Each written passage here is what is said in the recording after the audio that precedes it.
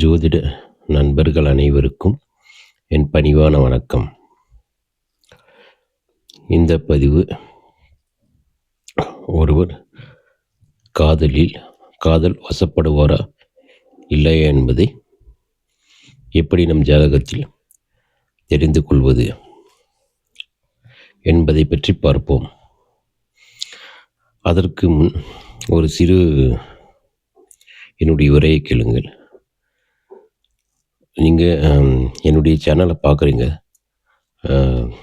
பார்த்துட்டு லைக் போடுறதில்ல, அது ஏன்னு தெரில. கண்டிப்பாக கமெண்ட் பண்ணுங்க, இந்த சேனல் எப்படி இருக்குன்னு. இப்போ தான் நான் பேசிகிட்ருக்கேன். நான் பேசும்போது கொஞ்சம் திக்கி பேசுவேன். கண்டிப்பாக அது எனக்கு அப்படி தான் இருக்குது. அதனால் மன்னிச்சிடுங்க. ஏதாவது பேச்சு பிழை இருந்தால் நீங்கள் கமெண்டில் சொல்லுங்கள், கேட்கலாம். ஏன்னா இப்போ தான் நான் யூடியூபுக்கு புதுசு. எனக்கு யூடியூப்னு என்னன்னு தெரியாது. சரியா ஜாதகத்தில் பார்ப்பேன். அப்போ நண்பர்கள் சொன்னதை பேரில் தான் யூடியூப்பு ஓப்பன் பண்ணியிருக்கேன். பட் இதில் ப்ராப்பராக நான் ஓப்பன் பண்ணியிருக்கேன்னு தெரியாது. பட் நீங்கள் கொடுக்குற லைக்ஸில் தான் நான் மேலும் வீடியோ போடுறதா வேண்டாமான்னு இருக்கேன். நீங்கள் நல்லா லைக்ஸ் கொடுத்தீங்கன்னா கண்டிப்பாக வீடியோ போடுவேன். இல்லாதிருந்தால் உங்களுக்கு விருப்பம் இல்லை, கண்டிப்பாக நான் இந்த பதிவோடு நிப்பாட்டிக்கலான்னு இருக்கேன்.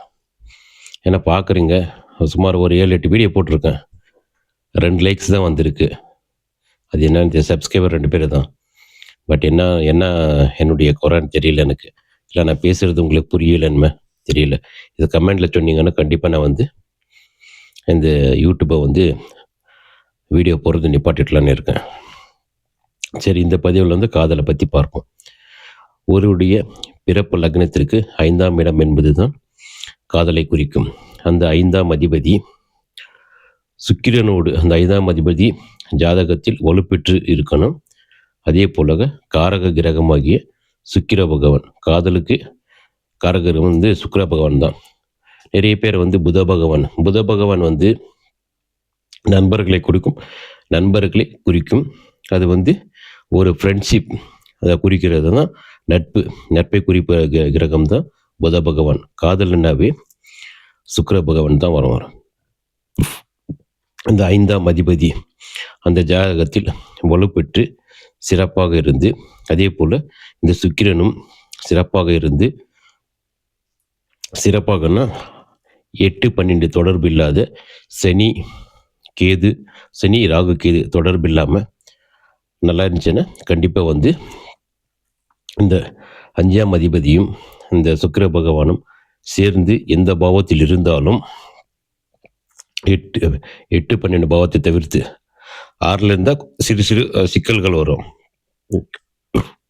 இந்த பாவத்தில் இருந்தாலும் இந்த 5ஆம் அதிபதியும் சுக்கிர பகவானும் சேர்ந்திருந்தாலும், அல்லது சுக்கிர பகவானும் 5ஆம் அதிபதியும் ஒருவரை ஒருவர் பார்வையால் பார்த்து கொண்டாலும், இல்லாதிருந்தால் அந்த சுக்கிர பகவான் 5ஆம் அதிபதி நட்சத்திரத்திலோ அல்லது 5ஆம் அதிபதி சுக்கிர பகவானின் நட்சத்திரத்திலோ இருக்கும்போது ஒருவர் கண்டிப்பாக காதல் வசப்படுவார். இது 100% எல்லா ஜாதகத்திலும் பொருந்தி வரும். இதை பாருங்க வேணுமெனா. ஏன்னா சுக்கிர பகவானும் 5ஆம் அதிபதியும் ஒருவருடைய ஜாதகத்தில் இருந்தால் கண்டிப்பாக அவர் காதல் வசப்படுவார். இது நான் நிறைய ஜாதகத்தில் பார்த்துருக்கேன். இது நீங்கள் ஆராய்ச்சி பண்ணி பாருங்கள். கண்டிப்பாக இது கரெக்டாக வரும். இந்த விதி தப்பாச்சுன்னா கண்டிப்பாக கமெண்டில் சொல்லுங்கள். நான் வீடியோ காதலை பற்றி போடுறதே இல்லை. ஏன் தெரியுமா? இந்த விதி நான் நிறைய ஜாதகத்தில் பார்த்துருக்கேன். சூப்பராக பொருந்தி வரும்.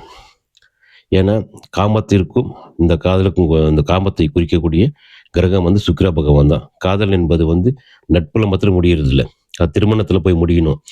அப்படின்னா இந்த காதலும் திருமணத்தில் முடியுமா முடியாதுன்றதுக்கு 7ஆம் அதிபதி தொடர்பு எப்படி இருக்குன்னு பார்த்துட்டு தான் நம்ம சொல்ல முடியும். இது அடுத்த பதிவில் இந்த காதல் வெற்றி பெறுமா இல்லையா, இல்லாத இந்த காதலில் இந்த கேது சேர்ந்த இந்த 5ஆம் அதிபதி சுக்கிரனோடு கேது சேர்ந்த எப்படி இருக்கும், அதே ராகு சேர்ந்தால் எப்படி இருக்கும், சூரியன் சேர்ந்தால் எப்படி இருக்குன்ட்டு மற்ற கிரகங்களை பார்க்கலாம். நன்றி.